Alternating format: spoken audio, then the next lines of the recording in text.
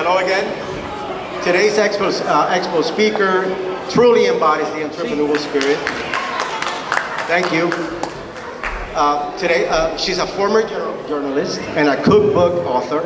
Her food company, Indian as Apple Pie, includes spices and sauces that can be found at Whole Foods and local grocers in Illinois and 4 other states. With us today is Anupy Singla, CEO of Indian as Apple Pie. Welcome and thank you for being here today to share your story. Thank you, Ivan. Can everybody hear me, or I can pull my mic out? I think it's better to pull it out. Pull it out? Okay. Better? We're just having a nice, honest conversation. Thank you guys for paying attention. We appreciate that. So before we talk business, tell our audience a little bit about yourself. All right. So, maybe a little surprising because of my quirky accent. I was born in India, but I was raised outside of Philadelphia. We started off in a town called Pottstown, Pennsylvania, and I learned English from Sesame Street. So that was our first step into this country. I was 3 years old, and then came to Chicago, was recruited by my now current husband to come to Chicago in 1999, and started off as a reporter. I was working for a small company then. You may not have heard of it then, but now you have Bloomberg News. And I was basically covering commodities, the agriculture space, over at the Mercantile Exchange, doing print, TV, radio, all at the same time. So been here for a while and started my company about 12 years ago. That's amazing. Thank you so much for that. I mean, I also come from a different place. So you can hear the accent, I'm sure. So Anupy, you were a reporter on CLTV here in Chicago. When did you decide to make a career change from reporter to entrepreneur? Yeah, it's interesting because I was a morning reporter, and this was ages ago, so I'm sure nobody remembers, but I mean, morning reporters, we wake up at 3 a.m., we're on air by 5. So when I had my girls, they were really little at the time, my husband is a consultant, so consultants usually, if they are traveling, it's Monday through Friday. He was not at home. And I would sit in the live truck, and my photographers then will tell you the story. I cry because in between stories, I'd be like, oh my God, my girls are not eating well. And it really hurt my heart because my mom made sure we had a really good meal on the table every night, no matter how hard she worked. And I just couldn't do it. I was getting home, falling asleep, feeding my kids cereal and milk, you know, at night, and it just made me feel bad. So I said, okay, I think I need to take a little bit of a break. And so that's the point where I just realized, and someone had written this to me, one of my cookbook followers, and I thought it really made a lot of sense. Every child's legacy should be really good food. So I just took it upon myself. There was no one around me that was going to do it. If I did have someone, I'd probably still be a reporter today. And so I took time off, and I asked my husband, I said, would it be okay if I quit work and stayed at home? Would you be okay with that? And he said, yeah. And the next day I came home, I go, well, I did it. He goes, what? I go, yeah, if I'm going to do something, say I'm going to do it, I'm going to do it. He goes, I thought you were going to wait a couple months. Like, no, I'm out, I'm writing this book, and that's where I started. That's amazing, that's great. I see you have some of your products on display here. So what came first, the cookbook or your products? Yeah, so the first thing that came was my cookbooks. And the first book was just literally an idea. It was not this idea that I was going to write 4 cookbooks. Even today, I don't even feel like an entrepreneur because I just do what I want to do, which bothers my husband. He is the turnaround consultant in the family. It really irks him that I don't always think about revenue right away. But I wanted to write a crock pot cookbook. And everyone thought that was nuts, but my mom was one of the first. We're a young immigrant group to this country. So they came over, my parents, in the 70s, and there was no one to help cook. I mean, if you think, wow, Indian food's everywhere now, back then it was not. We were bringing home or bringing back spices in suitcases from India. We were not able to find the ingredients. And so, wait, what was your question, Ivan? Because I forget it all. No. What came first, the books or the spices? So it was a cookbook, because I just wanted to write one book. So the idea was just take all my mom's recipes because she worked so hard. She discovered a crock pot. She discovered crock pot cooking makes sense with Indian cooking. Slow heat, long periods of time, and now she doesn't have to be at home to do it. So that came first, and then what happened was I'm constantly reading the market, right? So I'm on Facebook. I'm on social, and people are saying, oh, I'd love to make your recipes, but I have no ingredients. How do I do this? And then I realized the light bulb went off. You could have 20 of these books. You're not going to make one if you do not have the ingredients to do it. And I will say also, the Indian community, even though we know you're not going to do it if it's not easy because you're working and you are busy and no one's going to give up the day job like I did to do this full time, right? So the cookbooks and then the product. What an amazing story. I mean, from grassroots, it's a very specific how you work. You came from, changing from a reporter background to entrepreneur, just trying to break into this American market. So your company, Indian as Apple Pie, is a unique play on American as Apple Pie. Can you explain how you came up with this name and why was it important to include your heritage? So everything I do at the root is my heritage, right? Someone said to me, I don't know why you keep calling yourself Indian American, because it's not like you were born in India like I was. And I am Indian American, and I think that's the beauty of being an immigrant. You can take the positives of both cultures and discard the negatives, right? That's our advantage. And it was important for me to think of a name that made sense to my sensibilities. And so that was American as Apple Pie, American as Apple Pie, and then it became, in my head, I remember the exact spot that I was going for a jog, which is how I come up with a lot of ideas, either jogging or washing dishes. I don't do a lot of social, honestly, surprisingly, and I don't watch a lot of TV, and I don't have a lot of distractions, so I can kind of tap into kind of all these thoughts and stay very clear-minded with my business. And so that's how I get a lot of my great ideas. That's how I write. Even as a reporter, if I'm writing a story, I'll walk away from it, take a jog, or wash some dishes, and suddenly the ideas will kind of come to me.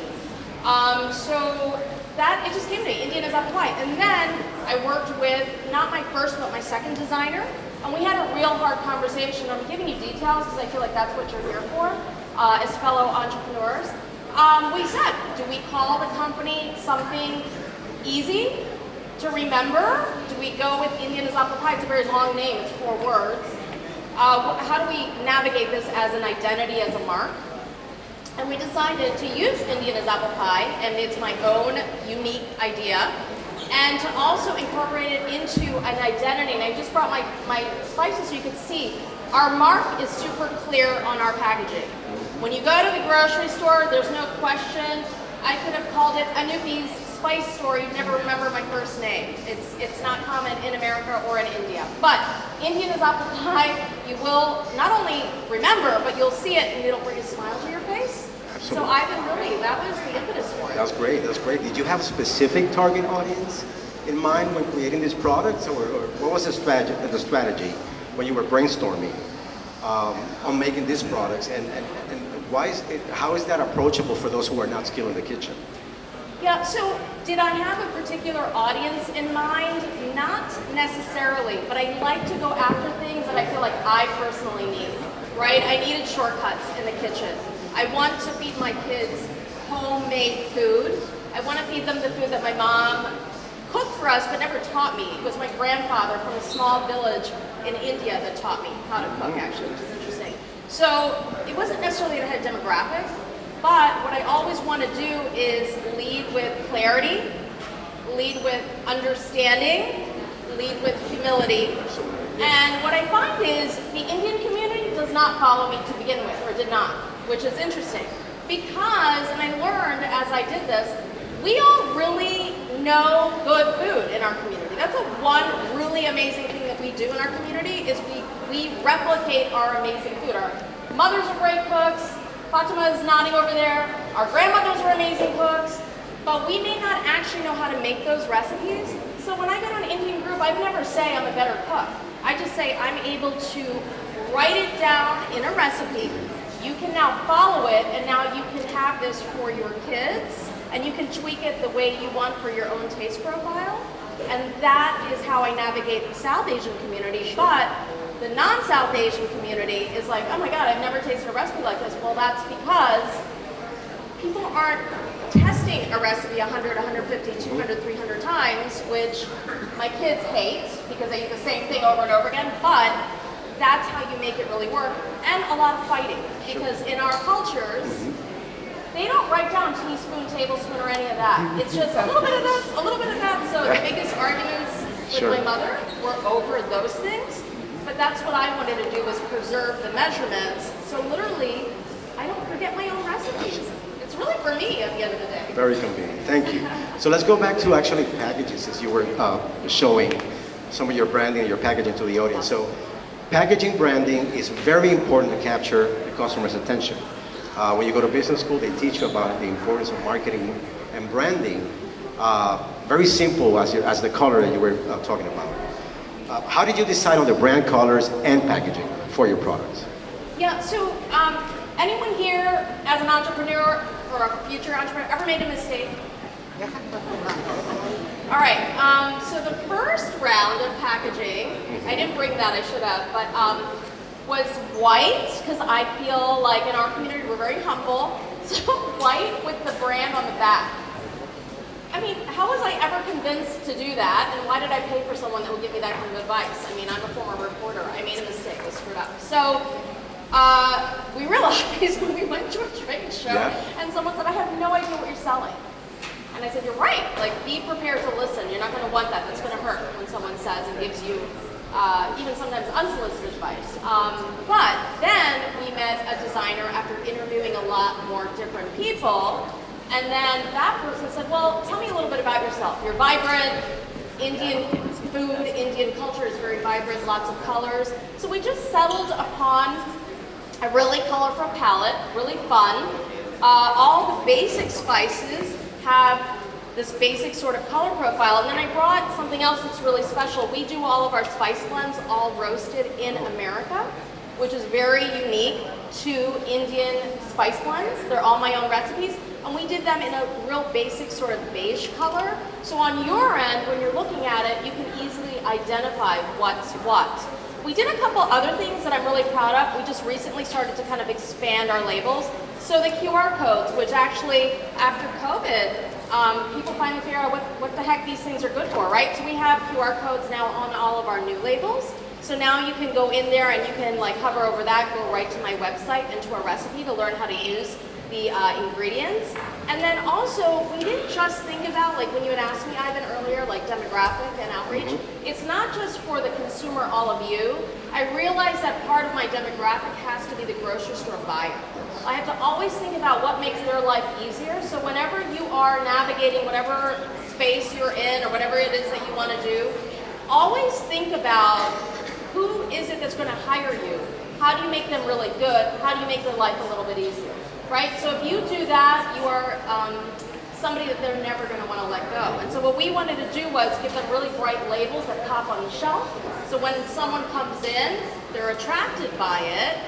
We have a mark that's really unique because a lot of Indian companies lead with the name. You probably don't even remember what those companies are called, right? So I could fight it and say, well, you should remember. Or I could say, well, let's come up with something that's really simple. It's a round mark.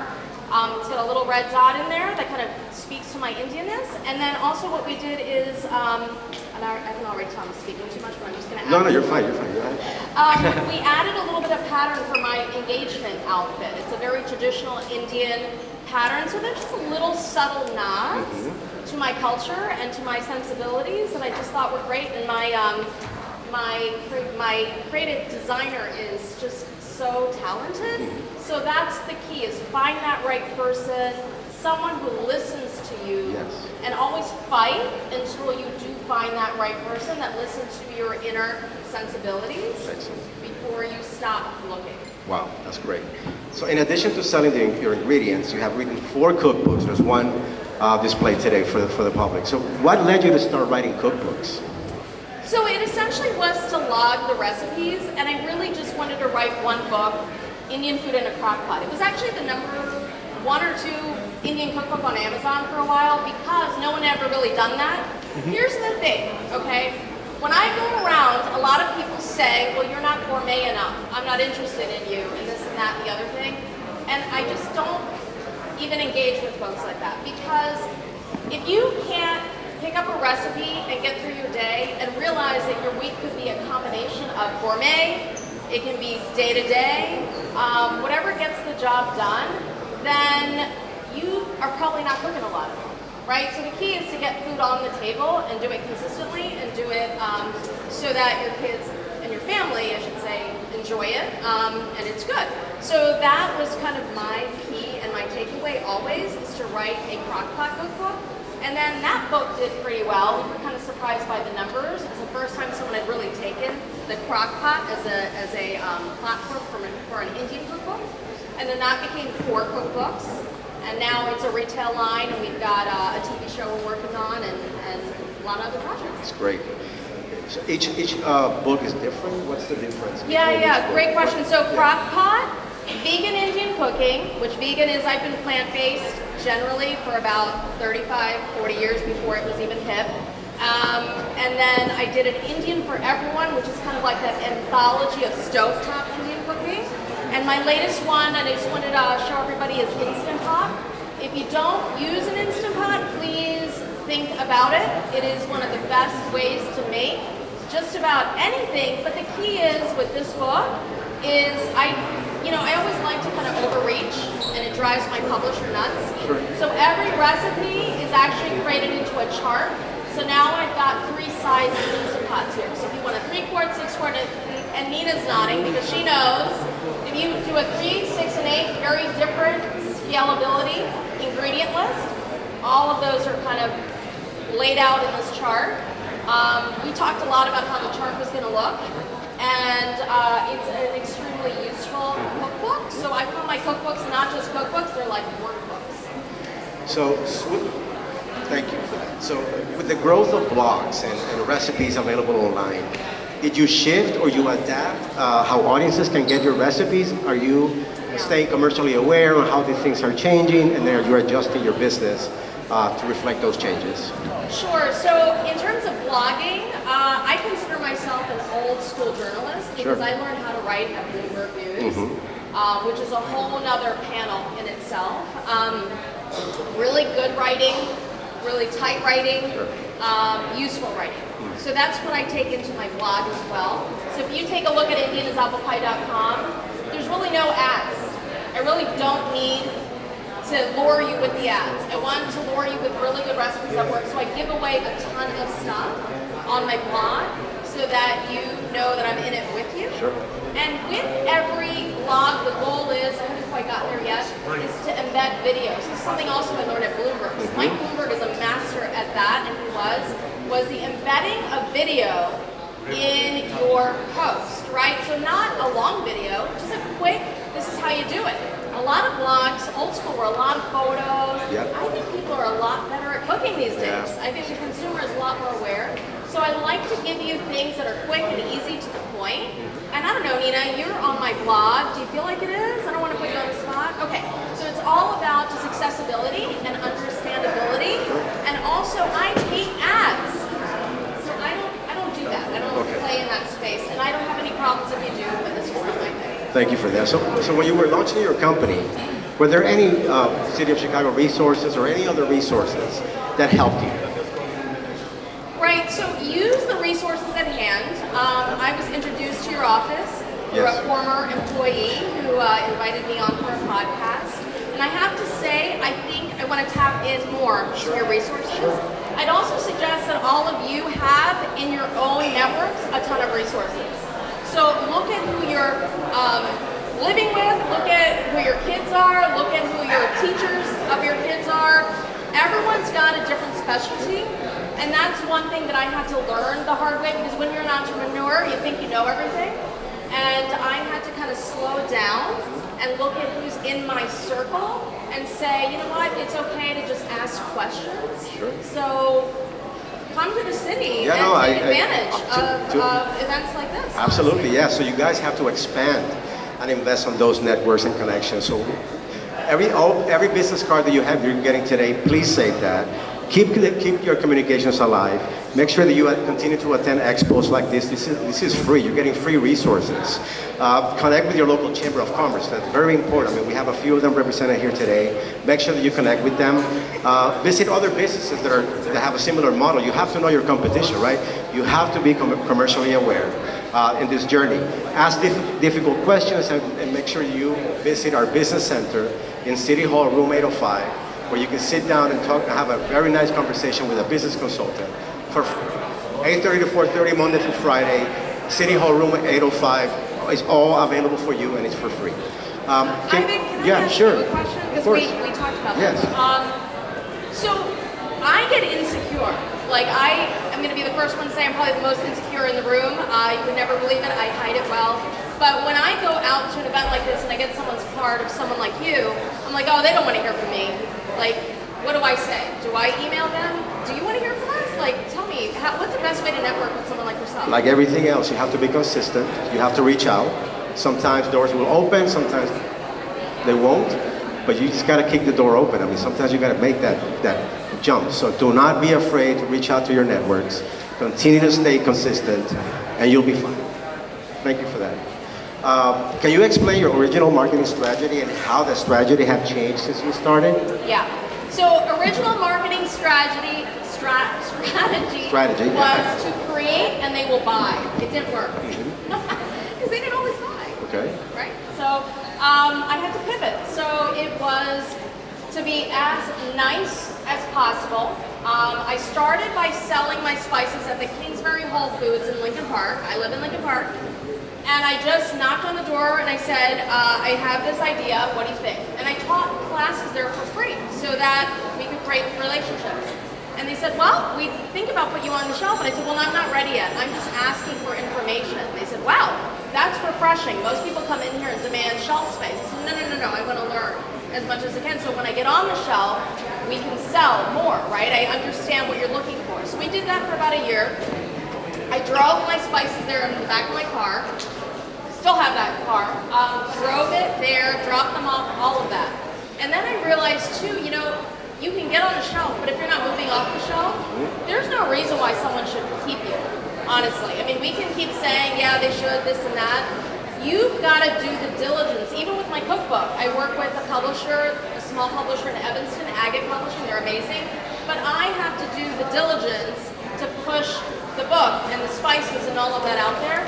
So I just said, okay, I'm going to figure it out. I'm going to tell people about it. I'm going to send people your way. And then I realized you can't just have retail. There's also deli. There's also food service. So that's my biggest thing now is working with different grocery stores throughout the Midwest and pitching them on using my ingredients in the deli. So when you're in, and I'm just going to use grocery store because that's what I do, but walk the store, see what else is there, see what else other people are doing, learn from it, or realize what you don't want to be doing from it, right? Do your due diligence, and I always say pivot. If something's not working, figure out why, and start trying something different and seeing what sticks. And also, I just want to say, if you don't mind, I'm going to add something. I'm married to the consummate scalability guy. So what that means is, it's not a business until you're national, right? So a lot of arguments at home about that, because that's not who I am right now. But I have to force myself to listen to him too. So one time, he was in Shanghai for a meeting, and I thought, oh yay, I get to make a business decision without him. And why do I need his input anyway? So I'm going to order some boxes for my product. And the guy that was creating the boxes said, maybe make sure you ship something in this box. It's glass. Make sure it doesn't, no, it looks good. I'm going to be good. So I ordered 2,500 boxes. They are still sitting in my warehouse. I'm finding other ways to use them because the scalability guy would have said, test it. And I thought, no, I know what I'm doing. This is my business. So no matter what the title is, you can be CEO, you can call yourself founder, it doesn't matter. At the end of the day, your ideas have to land. So test them again and again and again. Listen to everyone. Take it with a grain of salt. Not everything's going to work for you, but make a list and check it twice. And don't buy 2,500 boxes at one time. You have to be open to criticism. That's great. So, access to capital. So many of our attendees here today are seeking capital to start their businesses. We know access to capital is one of the biggest hurdles for people like our guests here today that are coming to find out more information about how to access capital. What were some of the initial financial obstacles that you faced And what advice can you offer for someone who is having issues with getting a loan to open their business? Yeah. So I think access to capital is essential. It's really important. I would say in that space as well, it's about relationships, right? So if you have a community bank, you have a community bank, you have a community bank, go find out who's leading the community. Don't come in there saying, I need X, Y, Z. Come in and say, I just want to talk to you, tell you about what I'm doing. Who do you think I could access? Or can you recommend somebody? Even one contact could land you something, right? So go in there, talk to people, create the relationships. I'll tell you a personal story. So way back in '99, we were so broke that we literally had one bathroom for my husband and my kids, which is probably more than other folks had. I'm not comparing, but I'm just saying that we were so broke, and my daughter was sleeping on a full bed, and I was sleeping with her most nights, and we just couldn't afford anything. We said, that's okay. A couple of years later, we could afford a little more, so we wanted to look for another house. And I said, okay, let's try to find a mortgage. Everyone said no, right? You think everyone's saying yes to everyone else and saying no to you? That's how we felt. We went back to the original bank that had given us, my in-laws, their first mortgage. We said, this is the thing, we've never been late on a payment. You gotta make sure you're a good customer. Could you help us out? In literally 2 days, they helped us out. So my point is, we think banks, they're our adversaries. I think you have to boil it down to their people too. They want to make good investment business decisions too. So let's get in there, let's get to know them, and just be a good partner. Thank you. So, and for everybody here today, make sure that you connect with some of our financial partners here today. We have Allies for Community Business, we have Wintrust Bank, we have CIBC Bank, USA and others. So please make sure that you make those connections today. So Anupy, thank you again for sharing your insights and your business journey. Let's transition a bit. Last summer, Chicago Magazine published an article about you. I read it, it was pretty cool. Where the writer dedicated most of the article to your health and your fitness. Yeah. You were quoted saying that the ocean is that place you can go by yourself, no judgment. Can you expand a little bit about that? Can you give us some enlightening or enlighten us about that statement? So I had an opportunity to get a master's degree in Japanese and Asian Studies at University of Hawaii. And I took the opportunity and I surfed more than I really studied. I'm not the best surfer, but I love to surf. And I love the ocean because it doesn't matter what you look like, it doesn't matter what kind of day you're having, you just navigate it. And to me, that is my happy space. And you're from Puerto Rico, and I feel like you feel the same way about the ocean. We have a beautiful lake here in Chicago as well, so water for me is essential. But really, I think the takeaway is this for everybody, and I say this to my own kids and my husband as well, you gotta feel good in your own skin every day, right? If you know what makes you feel good, keep doing that every day. I work out for an hour every single morning. How do I manage to get that in? I get up at 5. It's just my thing. I don't look at my phone, I don't look at my social media until 2 p.m. That's my rule. I don't have my phone in my hand. I try to do less and less of it. Eating healthy is really important to me, whatever that means to you. Just feel good in your skin. It doesn't matter what you look like, it means how you feel inside. And that's been my journey. And I feel like the water is not forgiving if you are not feeling. Last time I was on a board, I was very clumsy, let's put it that way. So I'm trying to get back there, so that's my goal. It's not easy to serve, so I tip my hat to you. So in closing, so what is the best cooking advice that you've received? So the best and the worst. So the best cooking advice is cook from the heart. The worst cooking advice is you're not gourmet enough, you're not interesting enough. We don't want to invest in you because people are doing sexier things. I don't care about sexy, I care about reaching people and making a difference in their day-to-day. Sure. So truly, that got me down for a while. But I guess another bit of advice is just get up. I've learned to get up like this. I used to lay down and cry for like a week at a time. Don't waste time, just get up. And from that statement I did, and I think that's the worst advice. Don't pigeonhole people according to what your viewpoint is. Be open and be as supportive to however many different ideas. Thank you so much. All of your answers were right and on point. We appreciate that. I think the audience might have some questions for you. Estela has a microphone. If you have a question, please raise your hand, and then Estela will come to you. Estela, we have some hands over here. Exhibitors, let's please keep it down. We are still in our keynote session.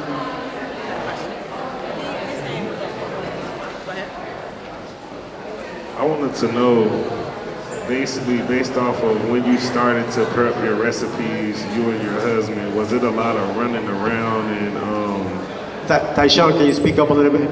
Oh, I said I wanted to know when you decided to basically prep and prepare your recipes, was it a lot of running around and networking at first, or was it just something you was willing to go for and then build capital on your own? Or did the banks or grants and loans, how did that go? Can you repeat the question, Stella, please? He wanted to know when you were starting your recipes and things like that, did you do all of the hustle and bustle on your own, or did you get help from the bank as well? Oh, great question. So when I do the recipes, do I do it on my own? Do I get a lot of help? I think is the question. So yeah, at the end of the day, I do it all myself. And I think this is an important part of my story. Other people could be different. I have run my company just myself. I have one assistant that works part-time, and we do it all ourselves because I want to be on the ground. When I'm doing sampling out in stores, when someone comes to my table and they say no to a sample, I want to see that reaction and I want to know why, and I take really good notes. Another thing I'm going to recommend too is when you are working that way super tight and you can pivot very quickly, really be organized. I am probably the most disorganized creative on the planet, which causes a lot of marital problems at home. But I'm getting better. And I'm going to throw this out just because I listen to a lot of podcasts. I don't do social or any of that in the mornings. I don't even read the paper anymore in the mornings. Cal Newport is a great resource. Deep Work is one of his books. And he talks about how to get more organized. You gotta be more organized, and that's how I can do all of that. So when we shoot a book, the photos are all done by me and my team. I don't shoot, they shoot the books, but I cook everything for it. So 40 recipes in 4 days. It's an insane amount of work, but I feel like I know my business inside and out, and if I can't do the work, then how can I hire someone to do that work for me? So that's how I am. Thank you for that. We have another question. Exhibitors, we are still in our keynote address. Can we please keep it down a little? Thank you. Hi.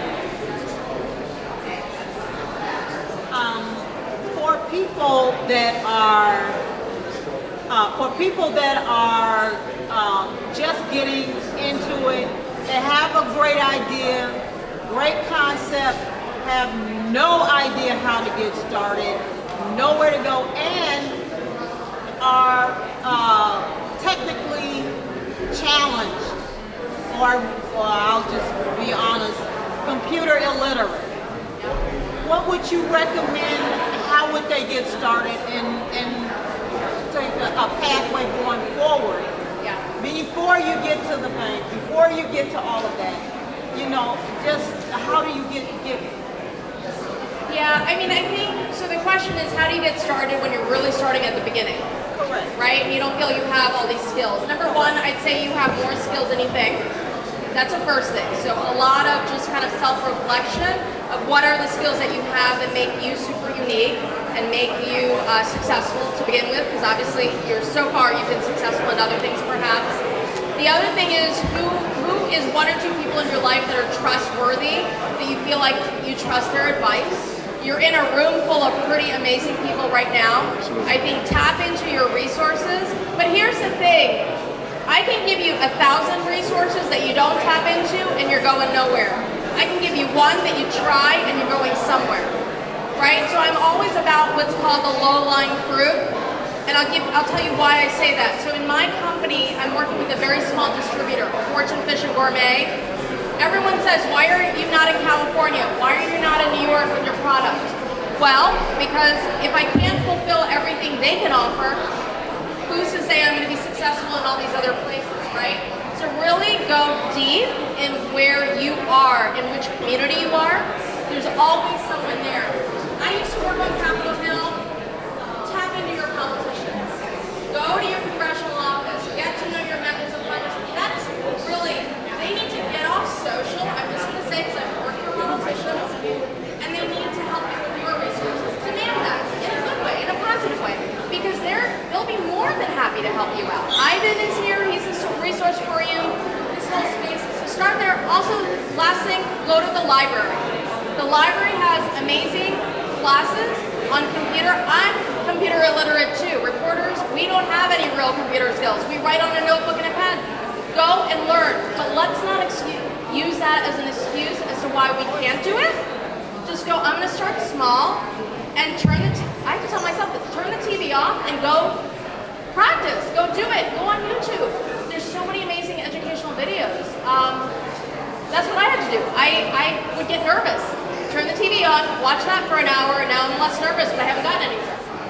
So does that help? Just kind of start small and build. And to add to that, I mean, our business center, we service people with computer challenges all the time, technological challenges all the time. So please come in. City Hall 805, 8:30 to 4:30, Monday through Friday. We can help you. You don't need to be computer literate, to have those skills. We can help you out. So use those resources. One more over here. Can you hear me? Louder? I want to know how long it takes you to write one of these books. And do you dedicate like a lot of time to it every day, or how do you? She wants to know how long it takes you to write the book and how much time are you dedicating to it. Yeah, so how long does it take for me to write a book, and how much time do I dedicate into it? I'm literally obsessed. It takes me sometimes a year. I come up with an idea, and we work on it. So this last book I came up with before COVID, wrote it during COVID. Everybody was home. And here's the thing too, I just want to put a shout out to working moms, dads, whomever. I do everything in increments of 15 minutes. I don't leave my house for 8 hours to go to a job. When you're doing that, you want my job. But when I'm at home, I'm responsible for all these other things, 2 kids, a dog, everything else. So it's all increments of 15 minutes for me. So what I have to do is I have to keep my mind very clear, and that's what I've learned, is that I don't turn on unnecessary stuff in my work period. So I'm very focused. I'll wash dishes when I start thinking about ideas on a recipe. I had a really tough time with one of the recipes in here, I could not figure it out. I just go for a run and I walk, or I do something that activates that, and all of a sudden I figured it out in my head. I figured the recipe out. It's a problem with Buddy, Buddy, right? I couldn't figure out how to do it in the Instant Pot. But I went for a walk and I was like, oh, let me just think about something. It like came to me, and all of a sudden I'm writing it down. So a lot of free flow thinking, but consistent work, and every single day. We have a question right here. She wants to know, how did you get the capital to start? Was it self-funded, or did you go to a bank? Well, the question is, how did I get the capital to start? It's a great question. My husband and I really, to be honest, we believed in doing a lot of stuff ourselves, and we relied on ourselves. He's a consummate entrepreneur. He's been a business owner since he was 13, running his family businesses. And so we decided we're going to just take a little bit of money, set it aside, and put it into the business. But we're at a point now, and your point's really well taken, where we're going to have to, in order to scale, take money on.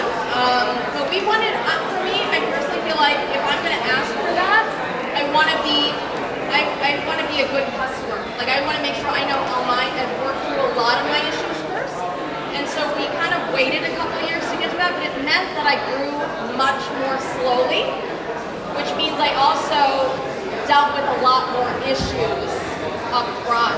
So I've kind of automated my system, and everyone does it differently. So that's just my game plan. One more question, and then we're done with our question and answer session. Hi, I'm a self-publishing author. I didn't have the money to have a publisher. What are the benefits of having a published company support your book? Yeah, so the question is, and I'm sure there's other people who want to publish a book or she's a self-published author, she wants to know what's the benefit of having a vanity, it's called a vanity publisher, like a typical publisher. For me, it was just having someone behind you to support you, having a really good editing team, and honestly, having deadlines.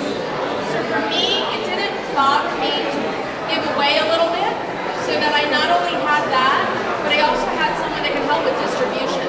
Because when you're self-published, what that just means is you're going to have to advocate on your behalf to sell your book on Amazon or wherever it is. And you have to decide what's good for you.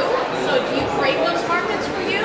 Or do you have somebody who has a built-in market that can then channel you into those spaces? And that was what worked for me. But I think either way is good. Anupy, we're at time, guys, so thank you so much for being here today. We have one thing to do. You are hereby receiving a honorary license certificate, so you're an official member of the BACP Keynote Speaker Club. Let's give her a round of applause. Let's give her a round of applause, ladies and gentlemen. I hope you guys enjoy, and that her journey was inspiring to you.